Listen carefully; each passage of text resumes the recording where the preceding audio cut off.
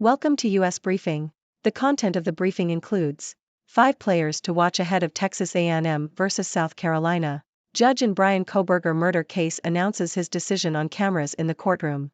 Hamas leaders arrive in Moscow as the Kremlin attempts to showcase clout. Congressman Dean Phillips to launch primary bid against Biden. Friday briefing, Israel says tanks briefly entered Gaza. 5 players to watch ahead of Texas A&M versus South Carolina. Yahoo!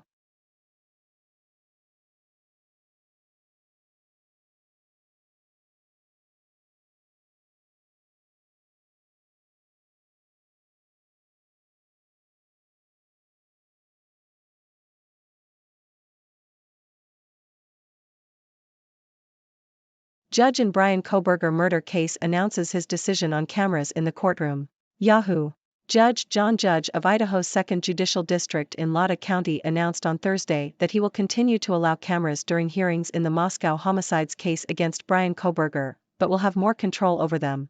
Kohberger's attorneys had previously argued that the presence of cameras in the courtroom deprives their client of his constitutional right to due process. Judge stated that he had been disappointed by how video footage is later used by individuals on the internet. Kohberger is accused of stabbing 4 University of Idaho students to death at an off-campus Moscow home in November 2022. The victims were Kaylee Goncalves, Madison Mogen, Xana Kernadal, and Ethan Chapin. Hamas leaders arrive in Moscow as the Kremlin attempts to showcase clout. New York Times. Russia has been conducting a meeting with high-ranking Hamas members, taking a risk to its already fragile relationship with Israel. The meetings highlight how Russia is trying to retain the role of power broker in the Middle East and present itself as an alternative platform for mediation.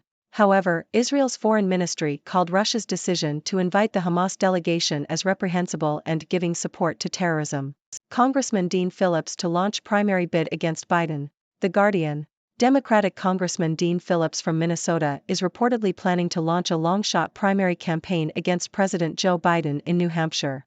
Phillips, who is significantly younger than Biden, has pointed to the president's age as a reason for his potential run, saying that the next generation of leaders should step up.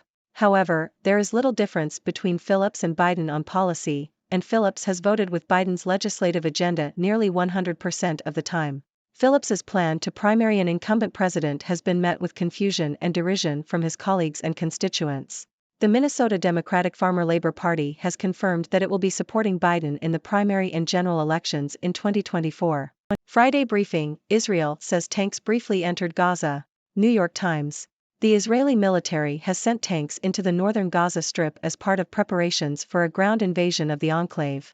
Prime Minister Benjamin Netanyahu indicated that Israel was likely to carry out a ground invasion of Gaza, stating, "When we enter Gaza, we'll make Hamas pay the price for its attack." Israel has struck more than 7,000 targets inside Gaza since the conflict began.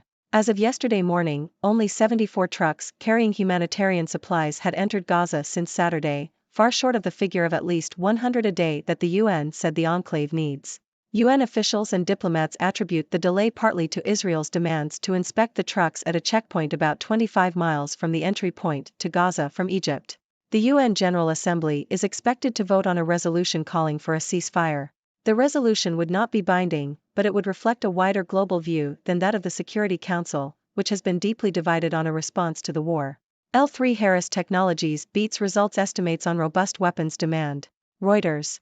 Defense contractor L3 Harris Technologies has exceeded third-quarter earnings estimates, driven by increasing global military budgets amid geopolitical tensions. The ongoing war in Ukraine has led to a restocking of arms and ammunition, providing lucrative contracts for U.S. defense companies. L3 Harris also raised its annual forecasts for revenue and earnings, following its acquisition of rocket engine maker Aerojet. The company now expects full-year revenue between $19.2 billion and $19.4 billion, compared to previous guidance of between $18.0 billion and $18.3 billion. U.S. appeals court blocks Gulf of Mexico oil and gas sale expansion, pending appeal. Reuters. A U.S. appeals court has temporarily halted a federal judge's order requiring the Biden administration to expand a planned offshore oil and gas auction in the Gulf of Mexico. The U.S. Court of Appeals for the Fifth Circuit stayed the September decision pending an appeal, with oral arguments scheduled for November 13. The order was the latest development in a legal fight over offshore drilling and federal protection of the endangered Rice's whale. The oil and gas industry and the state of Louisiana sued the Interior Department in August over its decision to scale back an auction to reduce conflicts with the whale's habitat. House Speaker Mike Johnson's first big bill cuts Biden's climate change funding. Bloomberg. House Republicans have passed legislation that would cut billions of dollars in consumer rebates for energy efficiency upgrades included in President Joe Biden's signature climate law. The $58 billion measure, which funds the Energy Department and other agencies, would rescind over $5.5 billion from the Inflation Reduction Act, including a $4.5 billion program for homeowners to switch to more energy-efficient appliances and a $1 billion grant program to help states craft more stringent building energy codes.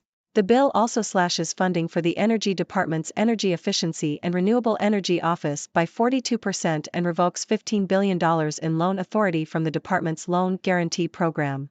The House measure is not expected to pass the Democratic Senate or receive Biden's signature without changes.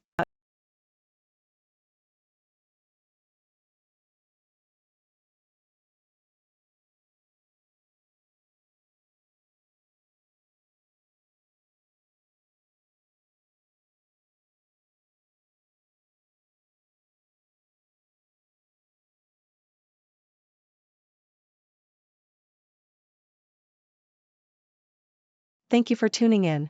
The content above showcases the latest briefing reports and analytical synopses, thoughtfully curated by the 6Do team. These insights stem from a wide array of reputable media outlets, think tanks, government sources, and specialized experts worldwide. We encourage you to explore these sources for a comprehensive perspective.